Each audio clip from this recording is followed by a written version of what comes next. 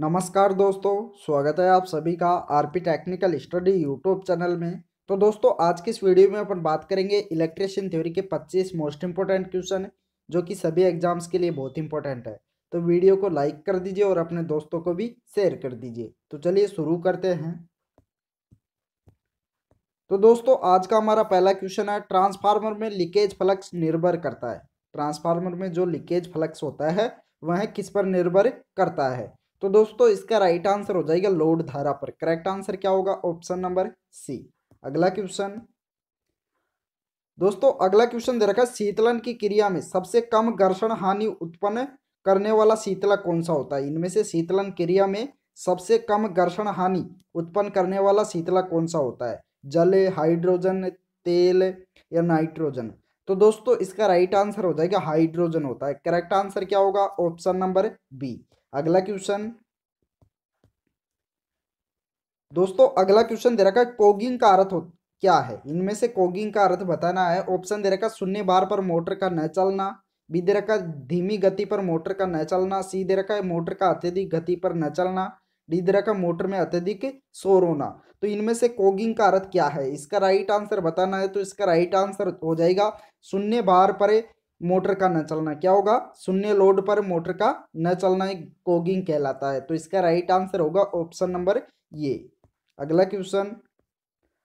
दोस्तों, अगला क्वेश्चन दे रखा है, अगर किसी इंडक्शन मोटर के किन्हीं दो फेजों को आपस में बदल दिया जाए तो मोटर में क्या होगा? यदि किसी भी इंडक्शन मोटर के कोई दो फेजों को आपस में बदल दिया जाए तो मोटर में क्या होगा?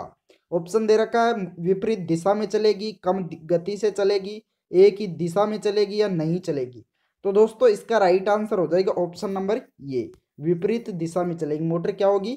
विपरीत दिशा में चलेगी, अर्थात उसकी गति बदल जाएगी। तो इसका करेक्ट आंसर हो जाएगा ऑप्शन नंबर ये। अगला क्वेश्चन। दोस्तों, अगला क्वेश्चन दे रखा, वायु की प्रावेदुत क्या होती है? वायु की प्रावेदुत शक्ति क्या होती है? तो दोस्तों, वायु की होती है 3 किलोवोल्ट प्रति एमएम। कितनी होती है? 3 किलोवोल्ट प्रति एमएम। तो करेक्ट आंसर होगा ऑप्शन नंबर ये। अगला क्वेश्चन।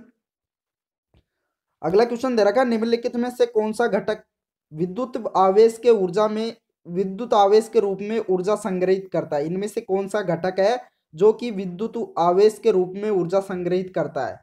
तो दोस्तों, इसका राइट आंसर बताना है। इसका राइट आंसर हो जाएगा संधारित्र, जिसे कैपेसिटर भी कहते हैं। संधारित्र को क्या कहते हैं? कैपेसिटर। तो इसका राइट आंसर हो जाएगा ऑप्शन नंबर सी। अगला क्वेश्चन। अगला क्वेश्चन दे रखा है, निम्न प्रक्रिया में गैसिंग संपन्न होती है। इनमें से किसमें गैसिंग संपन्न होती है? ऑप्शन ए दे रखा, लेड एसिड सेल की चार्जिंग प्रक्रिया में। बी दे रखा, लेड एसिड सेल की डिस्चार्जिंग प्रक्रिया में। सी दे रखा, शुष्क सेल की चार्जिंग प्रक्रिया में। डी दे रखा, उपरोक्त सभी में। तो इनमें से किसमें गैसिंग संपन्न होती है? इंपॉर्टेंट क्वेश्चन है। तो इसका राइट आंसर हो जाएगा, लेड एसिड सेल की चार्जिंग प्रक्रिया में गैसिंग संपन्न होती है। करेक्ट आंसर होगा ऑप्शन नंबर ये। तो इसका राइट आंसर क्या होगा? ऑप्शन ये। अगला क्वेश्चन। अगला क्वेश्चन दे रखा है, निम्न डिवाइस में से कौन सा मुख्य रूप से प्रतिरोधी तापमान सेंसर और वर्तमान सीमित डिवाइस के रूप में उपयोग किया जाता है?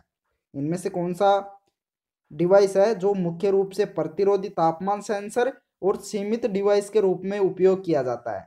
तो दोस्तों, इसका राइट आंसर हो जाएगा एनटीसी थर्मिस्टर। करेक्ट आंसर क्या होगा? Negative temperature coefficient thermistor. Correct answer होगा ऑप्शन नंबर डी। अगला क्वेश्चन। अगला क्वेश्चन दे रखा है, मैग्नेटिक फ्लक्स की इकाई क्या है? चुंबकीय फ्लक्स की इकाई क्या है? टेस्ला, वेबर एंड न्यूटन या वेबर प्रति मीटर स्क्वायर? तो इनमें से मैग्नेटिक फ्लक्स की इकाई क्या है? मोस्ट इंपोर्टेंट क्वेश्चन है। इसका राइट आंसर हो जाएगा वेबर। करेक्ट आंसर क्या होगा? Option number B. अगला क्वेश्चन। दोस्तों, अगला क्वेश्चन दे रखा है, स्टीम पावर स्टेशन में प्रमुख ताप हानि निम्नलिखित में से किसमें होती है? स्टीम पावर स्टेशन होता है, उसमें प्रमुख ताप हानि इनमें से किसमें होती है? बॉयलर में, टरबाइन में, कंडेंसर में या कोयला रखरखाव इकाई में?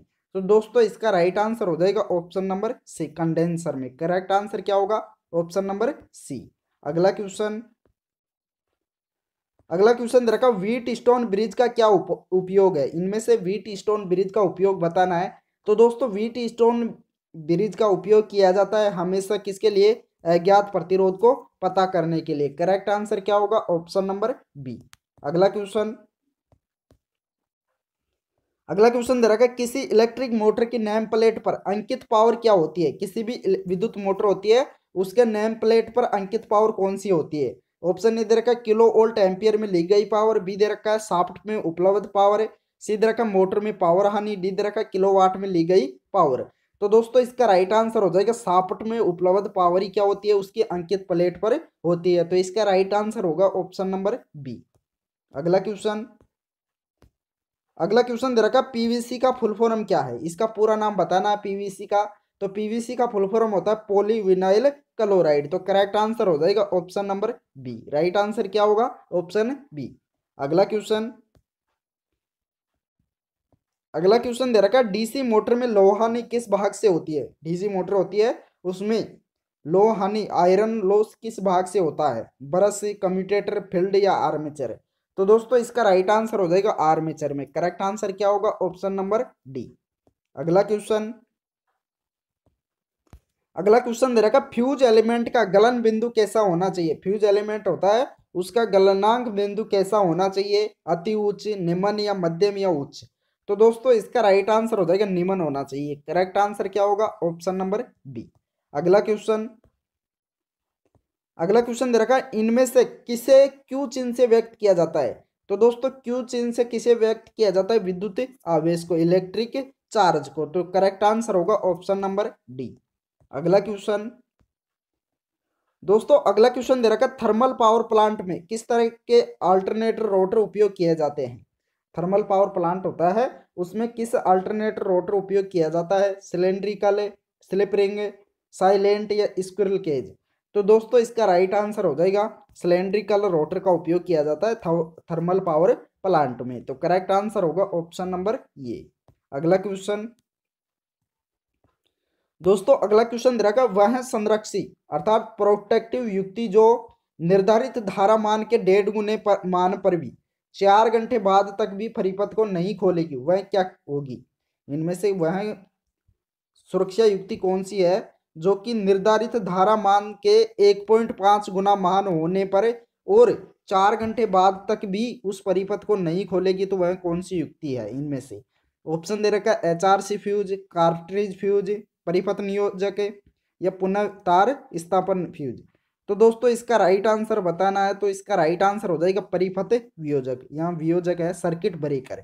क्या होगा सर्किट ब्रेकर होगा जो कि 1.5 गुना मान पर 4 घंटे बाद तक भी सर्किट को नहीं खोलेगी। तो इसका राइट आंसर हो जाएगा ऑप्शन नंबर सी। अगला क्वेश्चन दे रखा है अगर किसी ट्रांसफार्मर के प्राइमरी वाइंडिंग को डीसी सप्लाई के साथ जोड़ा जाता है तो क्या होगा। तो दोस्तों अगर किसी ट्रांसफार्मर के प्राइमरी वाइंडिंग को डीसी के साथ जोड़ा जाता है तो वह ट्रांसफार्मर क्या हो जाएगा, जल जाएगा। तो इसका राइट आंसर क्या होगा, ट्रांसफार्मर से धुआं निकलने लगेगा और जलने लगेगा। तो करेक्ट आंसर हो जाएगा ऑप्शन नंबर डी। अगला क्वेश्चन दोस्तों दे रखा निम्नलिखित में से कौन सी युक्ति स्विच की भांति कार्य नहीं कर सकती है। इनमें से कौन सी युक्ति है जो स्विच की भांति कार्य नहीं कर सकती है। ऑप्शन दे रखा डायोड, बी दे रखा ट्रांजिस्टर, सी दे रखा ट्रांसफार्मर, डी दे रखा है आईसी। तो इनमें से कौन सी युक्ति है जो स्विच की भांति कार्य नहीं कर सकती। तो दोस्तों इसका राइट आंसर हो जाएगा ट्रांसफार्मर। करेक्ट आंसर क्या होगा ऑप्शन नंबर सी। अगला क्वेश्चन दे रखा है प्रत्यावर्तक द्वारा उत्पन्न विद्युत शक्ति की तरंग आकृति होती है। तो अल्टरनेटर द्वारा उत्पन्न विद्युत शक्ति की तरंग आकृति कैसी होती है। इसका राइट आंसर हो जाएगा ज्या तरंग। करेक्ट आंसर क्या होगा ऑप्शन नंबर सी। अगला क्वेश्चन दे रखा सीरीज रेगुलेटर में लाइन धारा स्थिर रहती है किसके कारण होती है। स्थिर इनपुट वोल्टता के लिए, स्थिर लोड धारा और स्थिर इनपुट वोल्टता के लिए, सी दे रखा स्थिर लोड धारा के लिए, डी दे रखा स्थिर लोड प्रतिरोध के लिए। तो दोस्तों इसका राइट आंसर हो जाएगा स्थिर इनपुट वोल्टता के लिए। करेक्ट आंसर क्या होगा ऑप्शन नंबर ये। अगला क्वेश्चन दे रखा श्रेणी वोल्टेज नियामक परिपथ में जीनर डायोड प्रयोग करने का उद्देश्य क्या है। श्रेणी वोल्टेज नियामक परिपथ होता है उसमें जीनर डायोड प्रयोग करने का उद्देश्य क्या होता है। तो ऑप्शन दे रखा है निवेश वोल्टेज को नियमित करना, बी दे रखा श्रेणी पास ट्रांजिस्टर की बेस बाइस का नियमित करना, सी दे रखा है भार धारा को सीधे ही नियमित करना, डी दे रखा एमीटर धारा को नियमित करना। तो इसका राइट आंसर क्या होगा? श्रेणी वोल्टेज नियामक परिपथ में जेनर डायोड का प्रयोग करने का मुख्य उद्देश्य क्या है? तो दोस्तों इसका राइट आंसर हो जाएगा श्रेणी पास ट्रांजिस्टर के बेस बाइस को नियमित करना। करेक्ट आंसर क्या हो जाएगा? Option number B. अगला क्वेश्चन दोस्तों, अगला क्वेश्चन दे रखा है, एक शेडेड पोल मोटर में शेडिंग कॉइल्स का उपयोग किस लिए किया करते हैं? एक शेडेड पोल मोटर होती है, उसमें शेडिंग कॉइल्स का प्रयोग किस लिए करते हैं? ऑप्शन ए दे रखा वाइंडिंग हानि को कम करने के लिए, बी दे रखा घर्षण हानि को कम करने के लिए, सी दे रखा घूर्णी चुंबकीय क्षेत्र के उत्पादन के लिए, डी दे रखा स्पार्किंग के विरुद्ध सुरक्षा के लिए। तो शेडेड पोल मोटर में शेडिंग कॉइल्स का उपयोग किस लिए किया जाता है? इसका राइट आंसर हो जाएगा घूर्णी चुंबकीय क्षेत्र उत्पादन के लिए। करेक्ट आंसर क्या होगा? Option number C. अगला क्वेश्चन दोस्तों, अगला क्वेश्चन दे रखा है, आईजीबीटी की धारा वहन क्षमता होती है, आईजीबीटी होता है, उसकी धारा वहन क्षमता कितनी होती है? तो दोस्तों आईजीबीटी की धारा वहन क्षमता होती है 10 एम्पियर से 50 एम्पियर। करेक्ट आंसर क्या होगा? Option number C. तो दोस्तों इस वीडियो में इतना ही। वीडियो पसंद आया हो तो लाइक कर दीजिए और अपने दोस्तों को भी शेयर कर दीजिए। जिस दोस्त ने भी अभी तक चैनल को सब्सक्राइब नहीं किया है वो सभी दोस्त एक बार चैनल को सब्सक्राइब भी कर लीजिए, साथ में ऑल नोटिफिकेशन बेल को भी ऑन कर लीजिए। Thank you.